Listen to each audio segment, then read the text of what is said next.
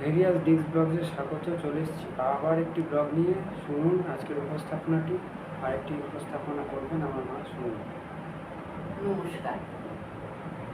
যারা গল্প পড়তে পারেন না সময়ের অভাবে, অথচ গল্প শুনতে ভালোবাসেন বা পড়া হয় না বলে মনে কষ্ট পান, তাদের জন্যই আমি আশাপূর্ণা দেবীর গল্প কিছু কিছু করে পড়ে শোনাচ্ছি। আজকে যে গল্পটা পড়ব সেই গল্পটার নাম আদিম, আশাপূর্ণা দেবীর লেখা। দুটো বেণী দিয়ে গড়া প্রকাণ্ড খোঁপার ফুলের মালা জড়ানো, হাতে ভারী ওজনের মোটা মোটা কঙ্কন, মিহি ক্রেপের শাড়ি, জমকালো টিস্যুর আঁচলটা অবহেলায় পিঠে ফেলা, পায়ের জুতোয় আর হাতের ভ্যানিটি ব্যাগে শ্রীনিকেতনী শিল্প চাতুর্য ও আধুনিকতার একখণ্ড নিখুঁত নমুনা কৃষাঙ্গী কস্তুরী। গাড়ি থেকে নেমে যেন হালকা হাওয়ার মতো ভেসে বাড়িতে উঠেই আসতে হয়। রাস্তা থেকে বাড়িটা উঁচু। প্রদীপ বলে 22 তলা দেশ।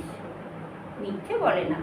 ওপরে নিচে এখানে ওখানে পথ আর বাড়ি যেন গোলক ধাঁধা।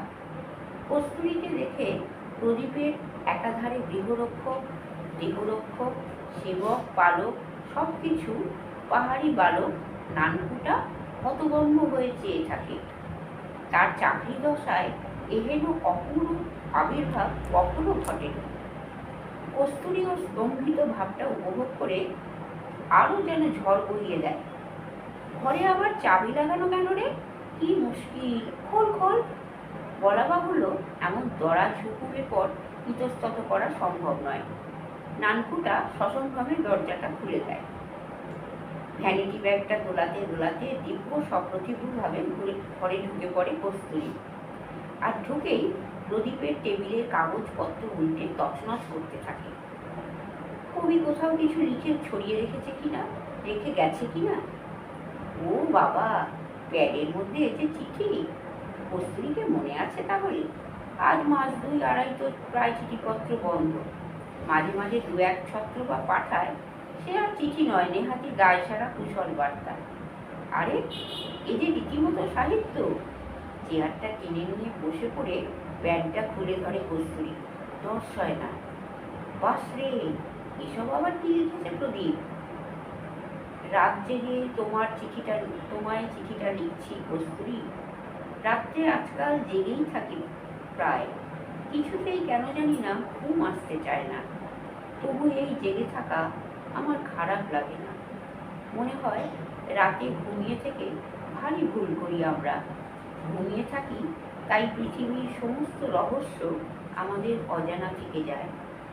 আমরা যখন সারাদিন স্থূল প্রয়োজনের তাগিদে ছোটাছুটি করে মরি, তখন ঘৃণায় করুণায় বোবা পৃথিবী নিশ্চল দৃষ্টি মেলে তাকিয়ে থাকে।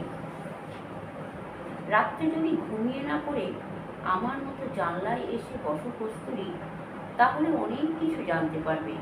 জ্ঞানের পরিধি কত বেড়ে যাবে তোমার। ভারী আশ্চর্য লাগবে সুদীর্ঘকাল ধরে রাত্রিটা ঘুমিয়ে নষ্ট করে এসেছো বলে। তুমি কি জানো কস্তুরী, রাত্রির অন্ধকারে অরণ্যে যে মর্মর ধ্বনি ওঠে, সে ধ্বনি কিসের? তুমি হয়তো আজও জানো না সে কথা। আমি জানি। পাতায় পাতায় বাতাসের লীলা মৃগয়ার মুখের চপলতা সে নয়। সে ধ্বনি কোটি কোটি অশরীরী আত্মার বিক্ষুব্ধ আর্তনাদ। প্রতিদিন প্রতি রাত্রে মুহূর্তে মুহূর্তে নিষ্ঠুর নিয়মের নিষ্করুণ আকর্ষণে যেসব হতভাগ্যরা আশা আকাঙ্ক্ষার ভরা পাত্র নামিয়ে রেখে এই শোভা সম্পদময়ী ধরনী থেকে অসময়ে স্খলিত হয়ে পড়ে যাচ্ছে, অত্যন্ত শূন্যের ক্ষুধার্ত জঠরে দলে দলে উঠে আসে তারা। অন্ধকারের অসাবধান অবসরে উঠে আসে ছেড়ে যাওয়া পুরনো পৃথিবীর বুকে।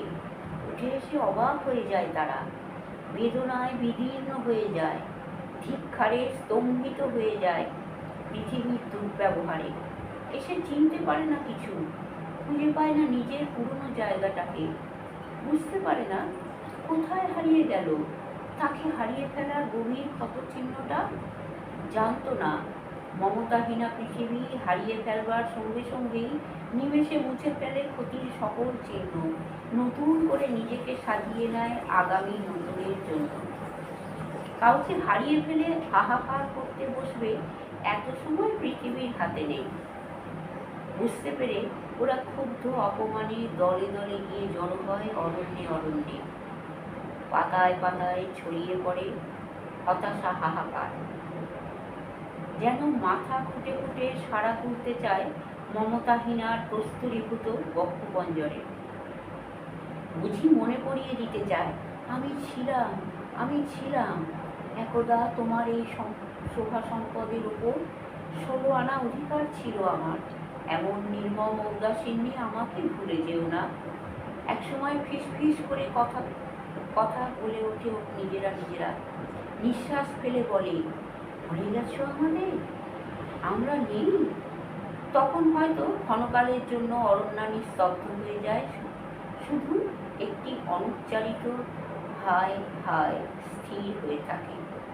আবার আছড়ে এসে পড়ে নতুন দল, আবার তাদের ভারাক্রান্ত নিঃশ্বাসে পাতায় পাতায় ওঠে মর্মর শিহরণ। সারা রাত্রি ধরে চলে এই আনাগোনা, এই মাতামাতি। নিরুপায় অরণ্যকে সমস্ত রাত ধরে সহ্য করতে হয় অশরীরী আত্মাদের এই অদ্ভুত আক্রমণ। উষার আলো ফুটলে তবে অরণ্যের মুক্তি, তখন সে নিঃশ্বাস ফেলে বাঁচে।